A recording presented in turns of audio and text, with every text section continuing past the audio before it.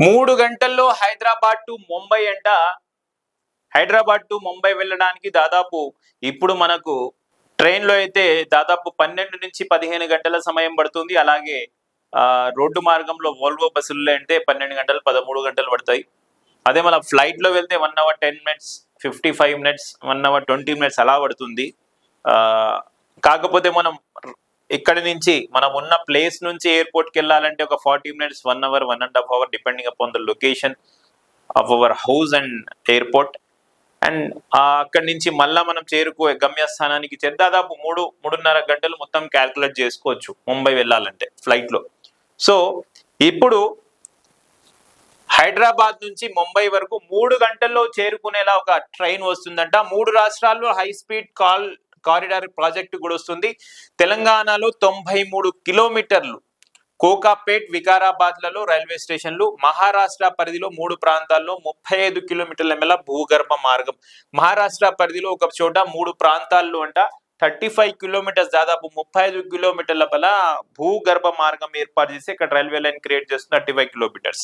So Hyderabad నుంచి దేశ ఆర్థిక రాజధాని ముంబై నగరానికి ప్రస్తుతం రోడ్డు మార్గంలో అదే మనం చెప్పింది 12 గంటల సమయం, రైలు అయితే దాదాపు 15 గంటల సమయం పడుతుంది. బుల్లెట్ రైల్లో గంటకు గరిష్టంగా 300 కిలోమీటర్ల వేగంతో కేవలం 3 గంటల్లో చేరుకునేలా Hyderabad, Pune, Mumbai high speed rail corridor ప్రణాళికలు ఆల్రెడీ ఈ ప్రణాళిక తయారైందంట.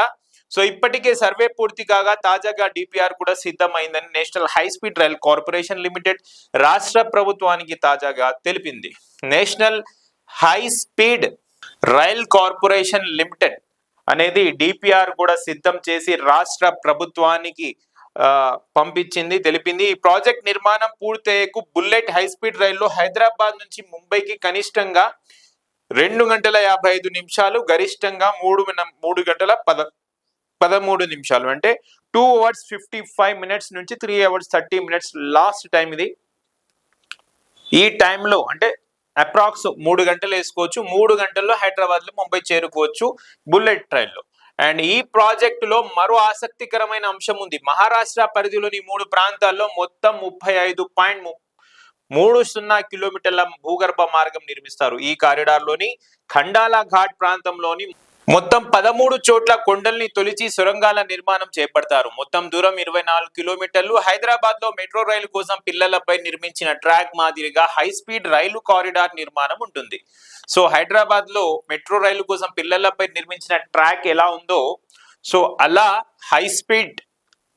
దాని మాదిరిగానే హై స్పీడ్ రైల్ కారిడార్ నిర్మాణం కూడా ఉంటుందంట. కొండ ప్రాంతాలు, భూగర్భంలో నదుల మీదుగా నిర్మాణానికి ప్రతిపాదించిన ఈ హై స్పీడ్ రైల్ కారిడార్ లో అనేక విశేషాలు ఉన్నాయంట.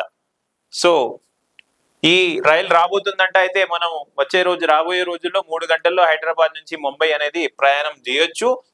ఒక్క రైల్లో 16 బోగీలు ఉంటాయి. 1215 మంది ప్రయాణికులు దీంట్లో ప్రయాణం చేయొచ్చు. ఒక్క బుల్లెట్ రైల్లో 16 బోగీలు ఉంటాయి. అండ్ ఒకేసారి మొత్తం 1215 మంది ప్రయాణించే సామర్థ్యంతో సీట్లు ఉంటాయి.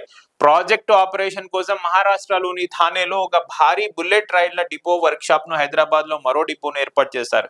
ముంబైలో ఆపరేషన్స్ కంట్రోల్ సెంటర్ ను కూడా ప్రతిపాదించారంట.